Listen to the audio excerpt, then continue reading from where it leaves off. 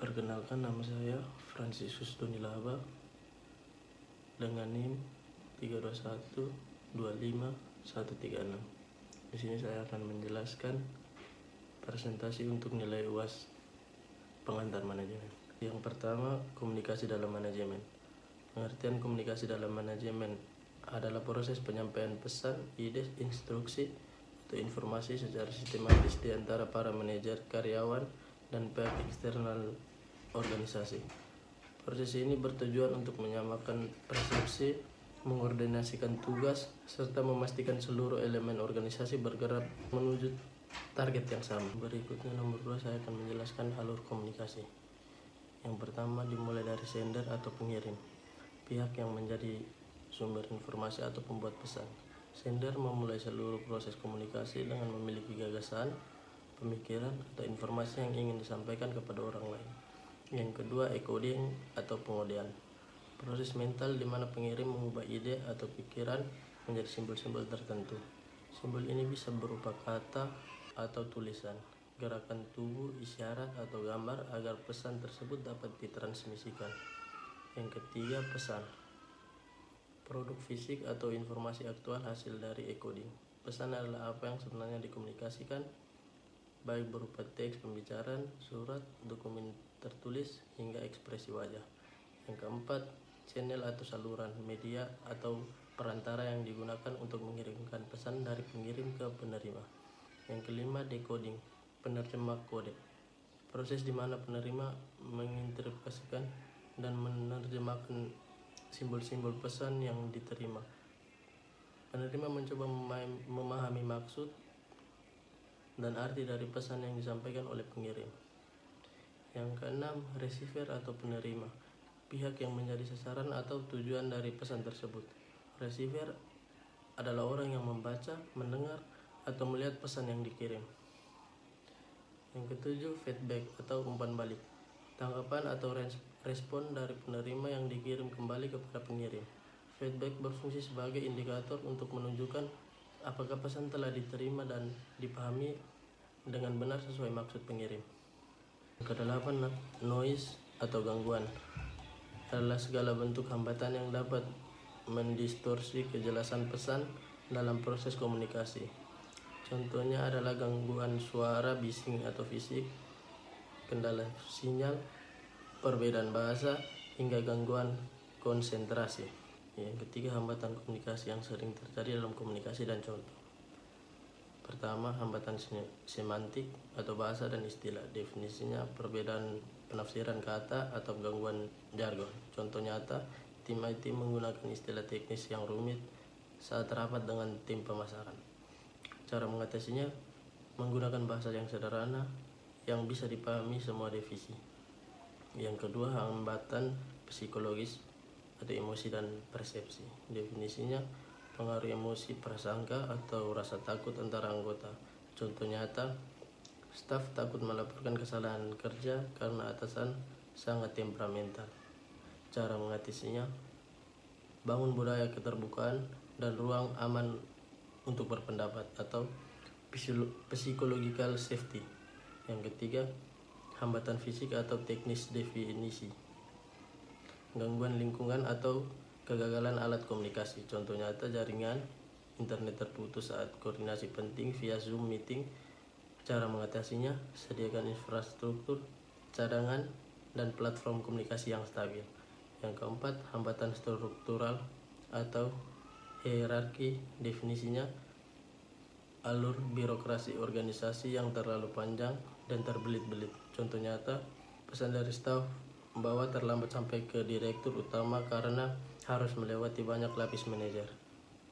Cara mengatasinya, terapkan sistem komunikasi horizontal atau gunakan aplikasi koordinasi langsung seperti Slack atau Teams. Berikutnya nomor 4, pengertian kepemimpinan dan peran seorang pemimpin. Kepemimpinan adalah proses mempengaruhi, mengarahkan, dan memotivasi orang lain atau anggota dan bawahan agar mereka mau bekerja sama secara sukarela demi mencapai target atau tujuan bersama yang telah ditetapkan. Kepemimpinan bukan sekedar jabatan struktural, melainkan kemampuan sosial untuk menggerakkan energi kelompok. Berikutnya, peran seorang pemimpin dalam mencapai organisasi penentu, yaitu untuk menentukan arah, menyusun visi jangka panjang organisasi, menerjemahkan visi tersebut menjadi strategi dan target yang jelas bagi seluruh tim. Nomor 5, pengalaman kepemimpinan yang baik maupun kurang efektif. Kepemimpinan yang baik atau efektif. Pengalaman seorang ketua organisasi mahasiswa selalu melibatkan anggota divisi dalam mengambil keputusan. Ia memberikan ruang bagi staf muda untuk memimpin proyek kecil, namun tetap siap membimbing jika terjadi kendala. Analisis teori situasional atau Hershey Blanchard. Pemimpin ini sukses menerapkan gaya delegating atau mendelegasikan dan partisipasi karena melihat anggotanya sudah memiliki kompetensi dan motivasi yang cukup. Berikutnya, kepemimpinan yang kurang efektif. Seorang manajer perusahaan bersikap sangat kaku. Semua keputusan, sekecil apapun harus melalui persetujuannya. Ia jarang menerima masukan dan sering menyalahkan staf di depan umum jika target tidak tercapai. Analisis teorinya, teori otoriter atau otokratis. Pemimpin memusatkan seluruh wewenang pada dirinya sendiri. Dalam organisasi modern yang membutuhkan inovasi cepat, gaya ini kurang efektif karena mematikan kreativitas dan memicu tingginya angka turnover atau staf mengundurkan diri. Teori kontingensi Fender. Pemimpin ini gagal menyusun diri, gaya otoritas tugas yang ekstrim tanpa memedulikan hubungan baik, leader member relations, membuat suasana kerja menjadi penuh tekanan dan menurunkan kinerja jangka panjang. Berikutnya, nomor 6, perubahan organisasi. Pengertian perubahan organisasi adalah transformasi, modifikasi atau alterasi yang dilakukan secara sengaja pada elemen internal organisasi. Perubahan ini mencakup aspek struktur, teknologi, budaya kerja, strategi bisnis, maupun sumber daya manusia guna meningkatkan efektivitas kerja. Berikutnya, mengapa organisasi perlu melakukan perubahan. Organisasi tidak hidup di ruang hampa dan harus terus beradaptasi demi kelangsungan hidupnya. Faktor pendorongnya meliputi faktor eksternal dan internal. Faktor eksternal, berkembang teknologi digital seperti AI, pergeseran regulasi pemerintah, tuntutan pasar atau konsumen yang dinamis, serta persaingan kompetitor yang semakin ketat. Faktor internal, penurunan produktivitas, konflik internal yang berkepanjangan, pergantian manajemen puncak atau pergantian visi misi baru perusahaan. Hambatan dalam perubahan organisasi. Hambatan utama biasanya datang dari penolakan terhadap perubahan yang terbagi menjadi 2, yaitu hambatan level individu atau kebiasaan.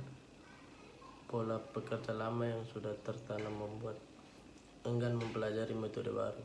Rasa takut akan ketidakpastian, kekhawatiran tidak mampu beradaptasi dengan sistem baru atau takut kehilangan posisi atau jabatan. Faktor ekonomi, ketakutan bahwa perubahan akan menurunkan pendapat atau insentif. Berikutnya, hambatan organisasi inersia atau struktural. Regulasi, birokrasi atau SOP yang terlalu kaku dan sulit diubah dengan cepat. Ancaman terhadap alokasi sumber daya. Beberapa divisi menolak perubahan karena khawatir anggaran atau pengaruh mereka akan dipangkas demi divisi lain. Budaya organisasi yang kolot, budaya kerja lama yang menolak inovasi baru, atau dari dulu kami selalu melakukan cara ini. Berikutnya, nomor 7, contoh nyata perubahan organisasi beserta analisis dampak positif dan negatifnya. Contoh perubahan organisasi dan dampaknya.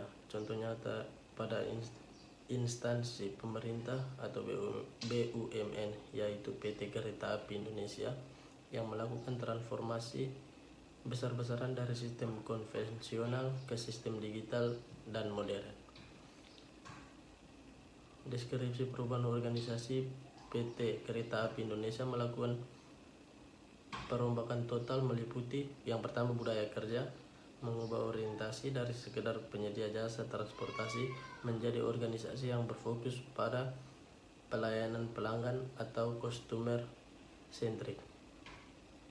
Yang kedua, teknologi, mengganti sistem tiket fisik manual menjadi digitalisasi penuh, seperti aplikasi akses baik KAI, e-tiket, dan mesin check-in mandiri. Dampak positifnya, yang pertama, perubahan proses antrian tiket berkurang drastis karena mayoritas transaksi berpindah ke online. Yang kedua, kepercayaan masyarakat kembali meningkat. Yang ketiga, suasana stasiun menjadi bersih, aman, bebas calo, tepat waktu, dan nyaman bagi penumpang. Yang keempat, mengubah pandangan masyarakat terhadap birokrasi BUMN yang dulunya dianggap kaku dan tidak profesional menjadi modern. Dampak negatifnya, sebagian karyawan senior kesulitan beradaptasi dengan sistem komputerisasi yang baru dan ritme kerja yang lebih ketat. Yang kedua, biaya investasi yang sangat besar. Yang ketiga, membeli sistem IT baru dan melatih SDM. Yang berikutnya, resistensi dari pihak eksternal seperti terjadi konflik dan unjuk rasa dari para calo dan pedagang kaki lima di sekitar stasiun yang kehilangan lahan usahanya akibat sterilisasi. Berikutnya, dampak positif dan negatif dari konflik. Yang pertama, dampak positif. Ketika konflik dikelola dengan baik dan berfokus pada substansi pekerja, bukan personal, dampaknya meliputi mendorong inovasi dan kreativitas. Perbedaan pendapat memicu lahirnya ide-ide baru yang belum pernah terpikirkan sebelumnya. Yang kedua, dampak negatif. Jika konflik dibiarkan berlarut-larut melebar ke masalah personal atau terlalu intens, dampaknya meliputi yang pertama, penurunan produktivitas. Yang kedua, merusak kerjasama tim. Yang ketiga, stres kerja tinggi dan turnover. Yang keempat, komunikasi terhambat. Berikutnya nomor 8, pengaruh konflik terhadap kinerja organisasi beserta analisis dampaknya. Konflik tidak selalu berdampak buruk atau selalu merusak. Berdasarkan pandangan modern, konflik pada tingkat tertentu justru sangat diperlukan agar organisasi tetap hidup dan inovatif. Secara garis besar, konflik dibagi menjadi dua jenis, yaitu konflik konvensional, yaitu konflik yang mendukung tujuan organisasi dan memperbaiki kinerja atau bersifat konstruktif. Yang kedua, konflik disfungsional, yaitu konflik yang menghambat performa dan merusak hubungan kerja atau bersifat destruktif. Berikutnya nomor 9, wawancara UMKM atau kios. Sistem komunikasi dalam kios, yaitu sistem komunikasi UMKM kios, sistem yang digunakan untuk mengelola pertukaran informasi antara pemilik kios, pelanggan, pemasok, dan pihak terkait lainnya agar operasional usaha berjalan lebih efektif. Tujuan komunikasinya, yang pertama, mempercepat pelayanan pelanggan. Yang kedua, mengurangi kesalahan informasi. Yang ketiga, mempermudah pengelolaan stok. Yang keempat, meningkatkan penjualan dan kepuasan pelanggan. Yang kelima, mendukung pengambilan keputusan usaha.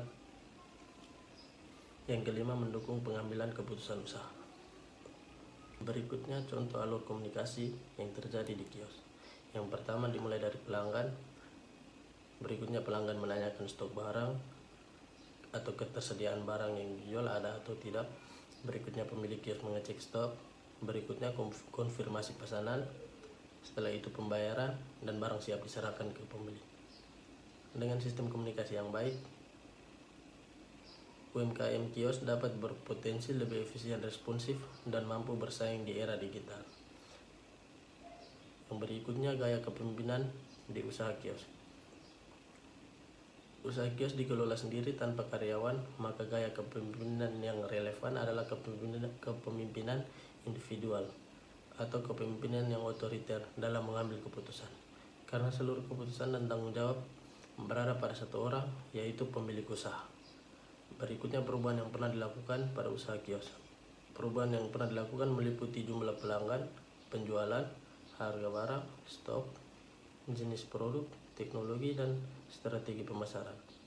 Perubahan tersebut dilakukan agar usaha dapat bertahan dan berkembang sesuai kebutuhan pasar. Berikutnya upaya pengembangan yang akan dilakukan. Yang pertama, menambah variasi produk. Menambah produk yang banyak diminati seperti pulsa, token listrik, atau minuman. Yang kedua, menjalin hubungan baik dengan pemasok. Mencari pemasok yang terpercaya dan menawarkan harga yang kompetitif. Yang ketiga, meningkatkan kualitas pelayanan, bersikap ramah dan cepat dalam melayani pelanggan. Yang terakhir, melakukan promosi, memasang spanduk atau informasi promosi yang menarik. Kesimpulan, pengembangan usaha kios dapat dilakukan melalui penambahan produk, peningkatan pelayanan, pemanfaatan teknologi, pengelolaan keuangan dan stok yang baik, promosi, serta kerjasama dengan pemasok. Upaya tersebut dapat membantu meningkatkan penjualan dan keberlangsungan usaha. Yang terakhir, saran singkat dari saya.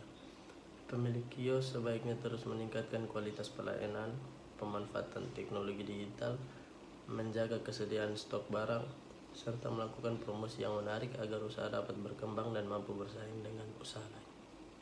Sekian dan terima kasih.